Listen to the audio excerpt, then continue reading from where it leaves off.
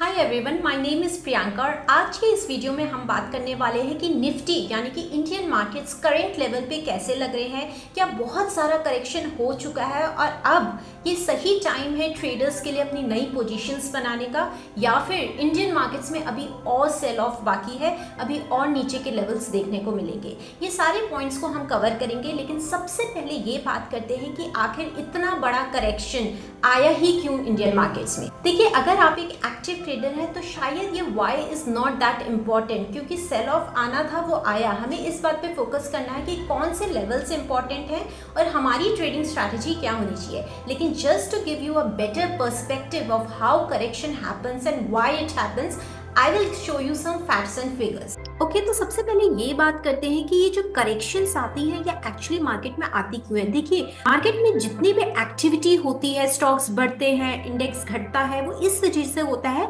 कि डिमांड और सप्लाई का एक इक्विलिब्रियम होता है, एक इक्वेशन होती है। अगर डिमांड बढ़ती है यानी कि पैसा इंडियन मार्केट्स में आएगा तो इंडियन मार्केट्स ऊपर जाते हैं। It is very simple to understand. लेकिन अगर मार्केट से पैसा पंप आउट होता है यानी कि पैसा बाहर जाता है, सप्लाई बढ़ती है, तो स्टॉक्स नीचे की साइड जाते हैं। तो इस वजह से करेक्शंस देखने को मिलते हैं। Now crux of the matter is that कि इंडियन मार्केट्स में से पैसा बाहर निकला है। अब देखिए, गौर करने वाली बात यह है कि रिटेल इन्वेस्टर जब मार्केट से पैसा निकालते हैं तो उस वजह से मार्केट गिरे ऐसा बहुत कम होता है। तो कौन से ऐसे इन्वेस्टर्स होते हैं जिनकी वजह से मार्केट एक्चुअली नीचे की साइड दिखती है या जिनका इम्पैक्ट मार्केट्स में ज्यादा पड़ता है? वो होते हैं FIIs यानी कि foreign institutional investors. Money control की वेबसाइट में ये देखिए मंथली डेटा हमें दिखाई दे रहा है 2024 से लेके अभी तक यानी कि फरवरी 2025 तक FIIs ने पैसा पुल आउट किया है इंडियन मार्केट से। जैसा कि आप देख पा रहे हैं यहाँ डेटा में, आप देखेंगे सारे नेगेटिव में है ये फिगर्स। इसका मतलब बहुत सारा कैश जो है मार्केट से बाहर निकाला गया है।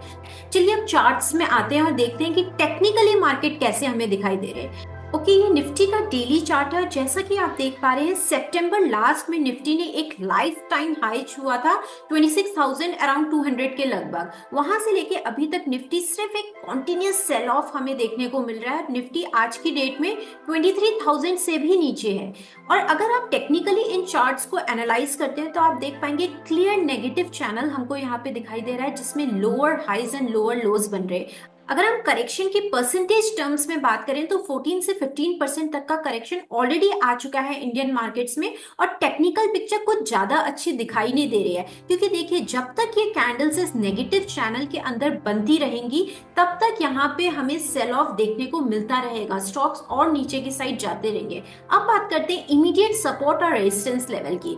इमीडिएट सपोर्ट जो हमें निफ्टी के कैंडलस्टिक चार्ट में दिखाई दे रहा है वो है 22,700। अगर इससे नीचे निफ्टी जाता है आने वाले दिनों में, आज के दिन में हम देख पा रहे हैं एज ऑफ नाउ निफ्टी में एक डोजी टाइप की कैंडल बनती हुई दिखाई दे रही है हमें, लेकिन ये डिपेंड करता है कि मार्केट यहाँ से कैसे क्लोज होते हैं। So as of now the immediate support level is 22,700। इससे नीचे अगर निफ्टी जाता है आने वाले 2-3 दिनों में या आने वाले हफ्ते में तो हमें और ज्यादा सेल ऑफ देखने को मिल सकता है इंडाइसेस में। अब देखिए कहां तक ये सेल ऑफ आप एक्सपेक्ट कर सकते हैं, तो वो सपोर्ट लेवल यहाँ पे दिखाई दे रहा है 21,700 एंड 22,000 के बीच में।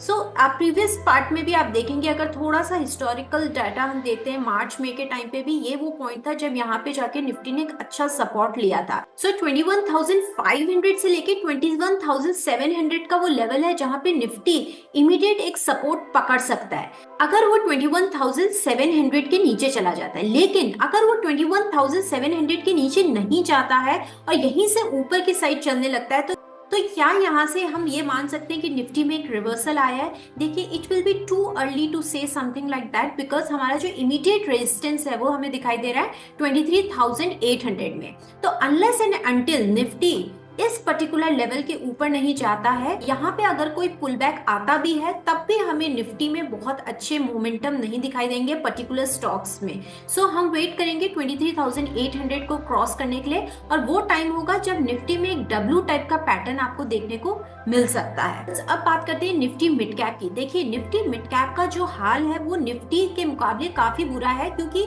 जैसा कि हम लोग जानते हैं जब भी कोई करेक्शन आता है, करेक्टिव फेज आता है, तो निफ्टी में यानी कि लार्ज कैप्स में इतना ज्यादा करेक्शन नहीं आता है, लेकिन मिड कैप और स्मॉल कैप स्टॉक्स में ज्यादा करेक्शन देखने को मिलता है।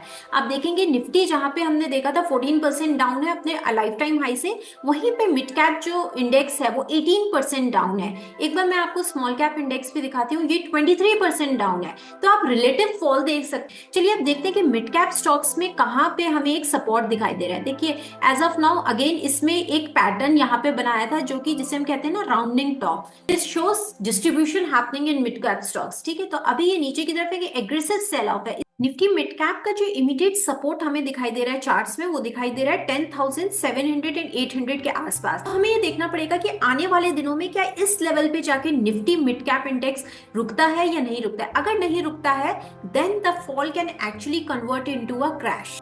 इसी तरीके से अगर हम निफ्टी स्मॉल कैप इंडेक्स की बात करें तो देख ये वाला करेक्टिव फेज आने से पहले आप देख सकते हैं चार्ट्स में ट्रिपल टॉप पैटर्न आपको बनता हुआ दिख रहा है, जो कि अगेन पहले से ही हमें बताता है कि आपको क्या एंटिसिपेट करना है। तो ये वाला जो करेक्टिव फेज अब कहाँ पे जाके रुक सकता है, प्रीवियस सपोर्ट पे। प्रीवियस सपोर्ट हमें कहाँ दिखाई दे रहा है 14,207। अभी भी 1000 पॉइंट का बफर है जो कि नीचे की साइड ये स्मॉल कैप इंडेक्स जा सकता है। ये तो बात हो गई इंडाइसेस की। अब बात करते हैं कि जो करेक्शन हमको देखने को मिल रहा है ओवरऑल मार्केट में, क्या ये कुछ अनयूजुअल है। देखिए मैं आपको निफ्टी का मंथली चार्ट यहाँ पे दिखाती हूँ।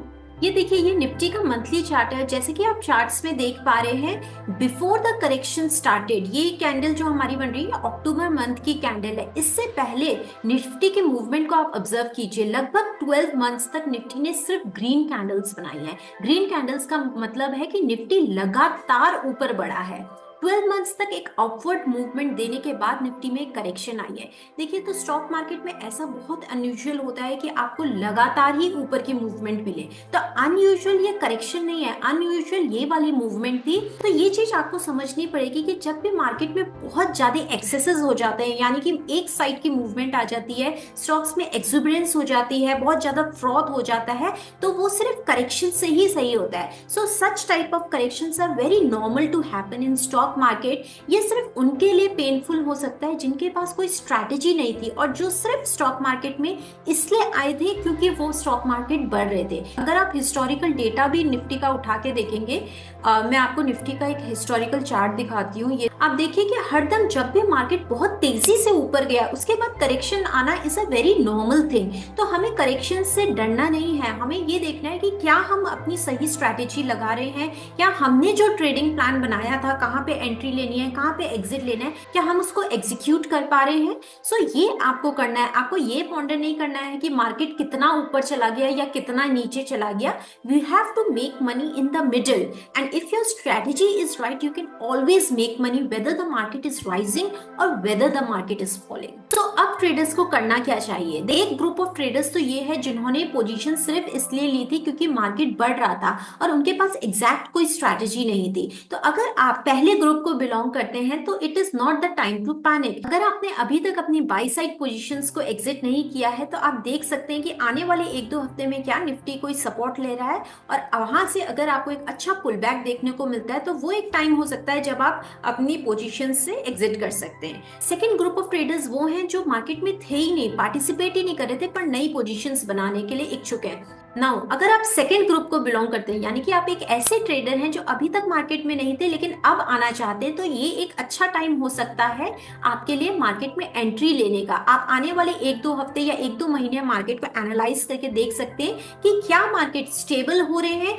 या फिर मार्केट में अभी और करेक्शन है। अगर आपको लगता है मार्केट यहाँ से एक सपोर्ट ले रहा है, जो लेवल्स हमने डिस्कस किए हैं वो वाले लेवल्स हमको चार्ट्स में दिख रहे हैं, स्टॉक्स में भी एक रिवर्सल पैटर्न आपको दिखाई दे रहा है, तो आप यहाँ से नई लॉन्ग साइड पोजीशंस बना सकते हैं। सेल साइड पोजीशंस अगर आप लेते हैं तो ये एक परफेक्ट टाइम है मार्केट में बहुत बड़ा पैसा कमाने का। Hope you have like the video. If you have like the video please subscribe to the channel.